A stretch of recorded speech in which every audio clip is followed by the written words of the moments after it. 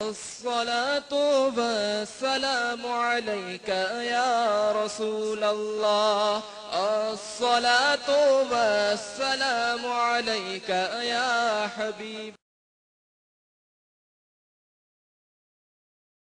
بسم اللہ الرحمن الرحیم.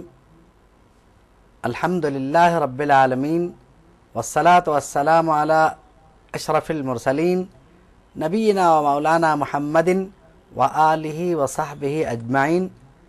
اما بعد.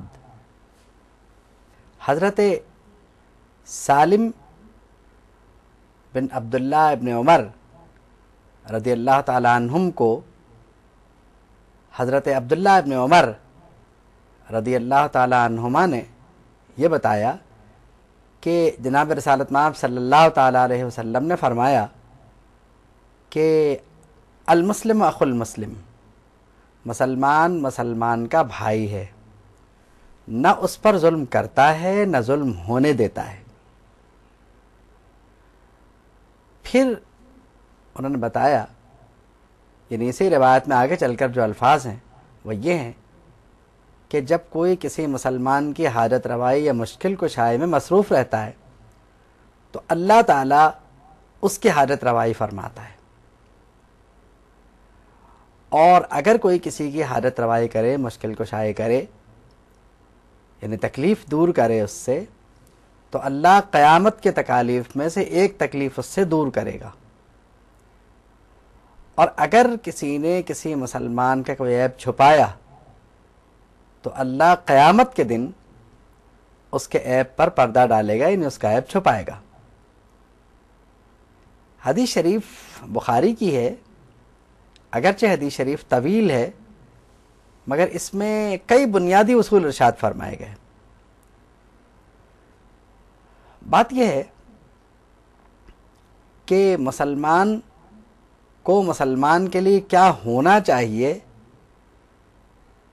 یہ معیار نبی کریم صلی اللہ تعالی علیہ وسلم نے کئی بار متعین فرمایا، اور مختلف احادیث میں اگر مطالعہ کیا جائے تو ہمیں مل جائے گا. یہ کہیں فرمایا کہ مسلمان وہ ہے جس کے ہاتھ اور زبان سے دوسرا مسلمان محفوظ رہے. اگر ان سب کو ایک بات بھی سمجھ لیا جائے کہ سب کے سب ایک ہی بات ہیں، تو اسلوب کا، وقت کا اور انداز بیان کا بھی فرق آتا ہے. اور پھر یہ بھی ہے کہ یہ بات تاکیداً ارشاد فرمائی گئی ہو، اور کبھی یہ ہوتا تھا کہ مختصراً کوئی چیز ارشاد فرما دی،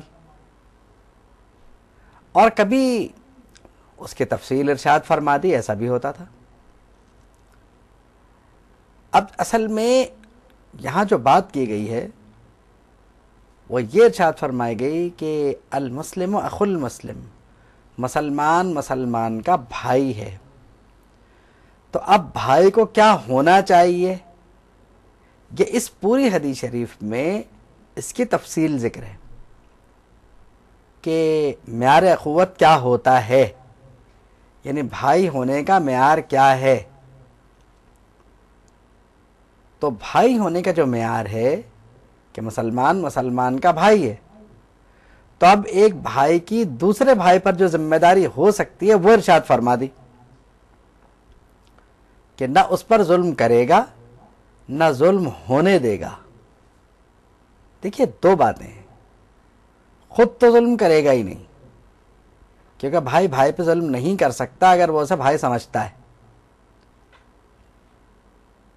ویسے تو ہمارے زمانے میں بہت کچھ ہو رہا ہے، ان تفصیلات میں جائے بغیر جو معیار اخوت ہے وہ تو یہی ہے کہ آپس میں سب سے پہلی بات تو یہ ہے کہ یہ فرض ہے، یہ مدد نہیں ہے. بھائی بھائی پہ ظلم نہ کرے، یہ بھائی کے فرائض میں، یہ بھائی کی طرف سے بھائی کی مدد نہیں ہے. اگر کوئی یہ کہے کہ یہ مدد ہے تو یہ غلط ہے. یہ فرض ہے بھائی کا، بھائی پر کہ اس پہ ظلم نہ کرے. اب دوسرا فرض جو اس کا ہے وہ یہ ہے کہ اور اس پر ظلم نہ ہونے دے. یہ کتنی بڑی بات ہے. کیا ہم نے حضور کی تعلیمات کو پڑھ لیا؟ ہم مختلف سوشل ویلفیئر کی تنظیموں کی طرف رجوع کر رہے ہیں، لیکن ہم نے یہ ضابطہ اخلاق تو دیکھا ہی نہیں کہ ہم تو ایک دوسرے کے بھائی ہیں، اور بھائی بھائی کے ساتھ کیا کر رہا ہے؟ کبھی ہم نے غور کیا کہ ہم ایک دوسرے کے بھائی ہونے کے باوجود، ایک دوسرے کے بھائی ہوتے ہوئے ایک دوسرے کے ساتھ کیا کر رہے ہیں؟ یعنی ایک لمحے کو اگر یہ مان بھی لیا جائے اور یہ کہہ کر ہم اپنے آپ کو تسلی دے بھی لیں کہ ایسا کرنے والے لوگ مسلمان نہیں ہو سکتے، کم سے کم مسلمان تو یہ کام کبھی کر ہی نہیں سکتا، تو پھر جو کچھ ہو رہا ہے اسے روکنے کی کوشش کیوں نہیں کی جاتی؟ جو ہو رہا ہے ہم اسے کیوں نہیں روک سکتے؟ کیا واقعی ہم اتنے کمزور ہیں کہ اپنے بھائی کی مدد نہیں کرنا چاہتے، یا ہم سمجھتے ہیں کہ ہم پر کوئی فرض نہیں ہے؟ اکثر و بیشتر یہ دیکھا گیا کہ ایکسیڈنٹس ہو جاتے ہیں، لوگ سڑکوں پہ تڑپتے رہتے ہیں، دوسرا اسے اٹھاتا تک نہیں، تو وہ یہ کیوں بھول جاتا ہے کہ حدیث شریف میں مومن مومن کا بھائی ہے۔ فرض کر لیں کہ آپ کے سگے بھائی کا آپ کے سامنے ایکسیڈنٹ ہو،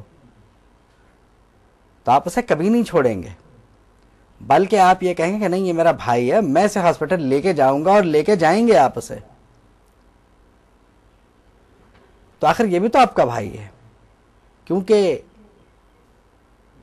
جس رب کا ہم یعنی ماننے کا دعویٰ کرتے ہیں، جس رب کو، اور جس نبی کا ہم کلمہ پڑھتے ہیں، یہ اس نبی کا ارشاد ہے کہ مومن مومن کا، مسلم مسلم کا بھائی ہے۔ پھر اپنے بھائی کو ہم تڑپتا ہوا کیسے چھوڑ رہے ہیں؟ اپنے بھائی کو ہم بے کسی میں کیسے دیکھ رہے ہیں؟ اپنے بھائی کو مشکل میں دیکھ کے مطمئن کیوں ہیں؟ اگر خوش نہیں بھی ہیں تو اس کے معاملے سے لا تعلقی کیوں ہے ہماری؟ دیکھیے ہمارا اس سے تعلق ہے، کیونکہ لا یظلم ولا یظلم، نہ اس پر ظلم کرے گا نہ اس پر ظلم ہونے دے گا۔ تو آپ تو دونوں کام کر رہے ہیں، اس پر ظلم ہوتے ہوئے دیکھ رہے ہیں، جس کا مطلب یہ ہے کہ آپ بھی اس ظلم میں برابر کے شریک ہیں، یعنی آپ ظلم ہوتے ہوئے دیکھ بھی رہے ہیں اور آپ ظلم کر بھی رہے ہیں اس پر، کیونکہ اس کی مدد نہ کرنا اس وقت میں وہ ایک ظلم ہے۔ آپ کو اندازہ نہیں ہے کہ آپ کی اس معمولی غفلت سے اس کی جان جا سکتی ہے، تو جہاں اس کو آپ کی ضرورت ہے وہاں تو آپ نے اس کی مدد کی ہی نہیں نا۔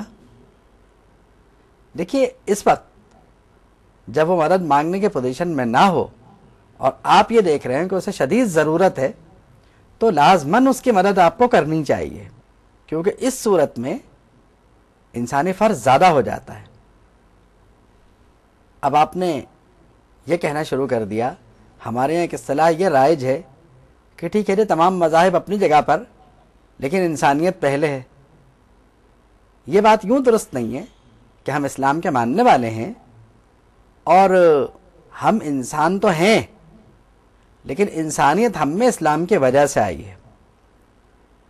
تو انسانیت کوئی علیحدہ چیز نہیں ہے، ہمیں انسان اسلام نے بنایا، یعنی بات جنسی اعتبار سے نہیں ہے کہ ہم انسان پیدا ہوئے اور اب انسانیت کسی اور وجہ سے آ رہی ہے۔ یعنی یہ کہنا کہ انسانیت بالکل ایک علیحدہ چیز ہے اور وہ مذہب کی مرہون منت نہیں ہے، ایسا نہیں ہے۔ کوئی نہ کوئی ضابطۂ اخلاق، کچھ نہ کچھ وہ انسان کے پاس ہوتا ہے،